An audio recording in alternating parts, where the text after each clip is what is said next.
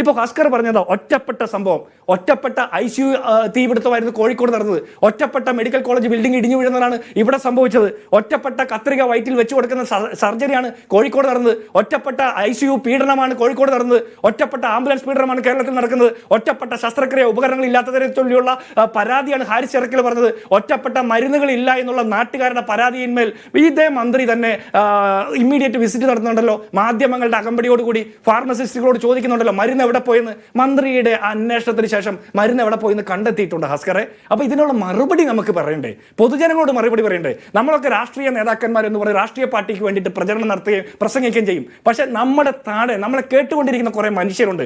അവരോട് നീതിപൂർവകമായിട്ട് മറുപടി പറയാൻ പറ്റിയില്ലെങ്കിൽ കേരളത്തിലെ ആരോഗ്യ വകുപ്പ് മന്ത്രി രാജിവെക്കണം. കാരണം ഒരു നിരുത്തരവാദപരമായിട്ടാണ് ഈ വിഷയത്തെ അഡ്രസ് ചെയ്യുന്നത്. അവർക്കെതിരെ അല്ല ഈ പ്രശ്നം. ഒരു കെട്ടിടം ഇടിഞ്ഞു വീഴുമ്പോൾ ആരോഗ്യമന്ത്രിയുടെ വീഴ്ചയാണെന്ന് പറയുകയല്ലോ ചെയ്യുന്നത്. അതിനുശേഷം അവരെടുത്തിട്ടുള്ള നിരുത്തരവാദപരമായിട്ടുള്ള പ്രധാനപ്പെട്ട കാര്യമാണ്. കെട്ടിടം ഇടിഞ്ഞു വീഴുമ്പോൾ അത് ആരോഗ്യമന്ത്രി ഇടിച്ചിട്ടതാണ് എന്നിവിടെ ആരും പറയുന്നില്ല. പക്ഷെ അതിനകത്ത് ഒരു ഉത്തരവാദിത്തം, റെസ്പോൺസിബിലിറ്റി എടുത്തുകൊണ്ട് പൊതുസമൂഹത്തോട് സംസാരിക്കുക എന്നതുകൂടി ചെയ്യാൻ മന്ത്രിക്ക് മടി കാണിക്കുന്നുണ്ട് എന്നാണ്. ഞാൻ ഡോക്ടറിലേക്ക് വരുന്നതിന് മുമ്പ് സജീവൻ, ഇതിനകത്ത് ഒരു രാഷ്ട്രീയ നേതൃത്വത്തിൻ്റെ റെസ്പോൺസിബിലിറ്റി, ഉത്തരവാദിത്തം ഏറ്റെടുക്കാനുള്ള ശേഷി ഇത് പ്രധാനമാണല്ലോ. പക്ഷെ ഇന്ന് മന്ത്രി ആദ്യം തന്നെ കെട്ടിടം ഇടിഞ്ഞു വീഴുമ്പോൾ ഒന്നും സംഭവിച്ചിട്ടില്ല, ഒരു പഴയ കെട്ടിടം വീണു, കാര്യമാക്കേണ്ടതില്ല എന്ന് പറയുന്നു. പിന്നീട് മരണത്തിന് ശേഷം മാധ്യമങ്ങളെ കാണുമ്പോഴും അതിൻ്റെ ഉത്തരവാദിത്വം ഏറ്റെടുത്ത് സംസാരിക്കാൻ അവർ തയ്യാറാവുന്നില്ല.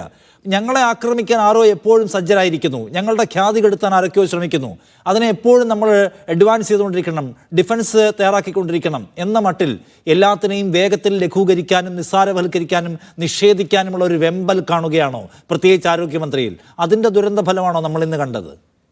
തീർച്ചയായിട്ടും ഇവിടെ ഹസ്കർ സംസാരിച്ചപ്പോൾ തന്നെ വന്ന രണ്ട് കാര്യങ്ങൾ. ഒന്ന്, അദ്ദേഹം അവസാനിപ്പിച്ചത് ഇതിന് പിറകിലൊരു ഗൂഢാലോചന, മാധ്യമങ്ങൾ കൂടി ഉൾപ്പെട്ട ഗൂഢാലോചന ഉണ്ടോ എന്ന് സംശയിക്കണമെന്ന് പറഞ്ഞു.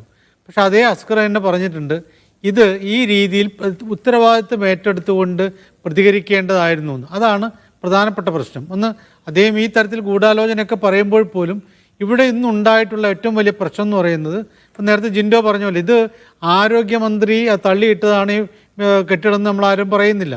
ആ പറയേണ്ട കാര്യവുമില്ല. കാരണം ഇത് വളരെ പഴക്കമുള്ള 2013 തന്നെ ഇത് ഉപയോഗശൂന്യമാണ് എന്ന് ഉദ്യോഗസ്ഥന്മാർ എഞ്ചിനീയർമാർ വിധി എഴുതിയിട്ടുള്ള ഒന്നാണ്. സ്വാഭാവികമായിട്ടും അത് ഏത് ഘട്ടത്തിലും ഇടിഞ്ഞു വീഴാവുന്നതാണ്. പക്ഷേ അങ്ങനെ വീഴുമ്പോൾ ആദ്യം തന്നെ പ്രതികരിക്കേണ്ട, ആരോ പറഞ്ഞു അതിനകത്തൊന്നുമില്ല, ആരുമില്ല എന്ന് പറഞ്ഞപ്പോൾ എന്നാൽ പേടിക്കേണ്ട എന്ന് പറയുന്ന ഒരു പ്രതികരണം ഉണ്ടാകാൻ പാടില്ല. കാരണം അപ്പോൾ പ്രതികരിക്കുകയല്ല, ഉണ്ടോ ഇല്ലയോ എന്ന് നോക്കുകയാണ്. കാരണം അത് പരിശോധിച്ചിട്ട് ആരുമില്ല എന്ന് കണ്ടെത്തിയതിന് ശേഷം മാത്രമാണ് പറയേണ്ടത്. ഉപയോഗിക്കുന്നുണ്ടാവില്ല, അവിടെ രോഗികൾ ഉണ്ടാവില്ല, ഒന്നും ഉണ്ടാവില്ല. പക്ഷേ ഏതെങ്കിലും ഒരാൾ അതിനകത്ത് കയറിയിട്ടുണ്ടെങ്കിലോ അത് നമുക്ക് നേരത്തെ തിട്ടപ്പെടുത്താൻ പറ്റാത്തൊരു കാര്യമാണല്ലോ.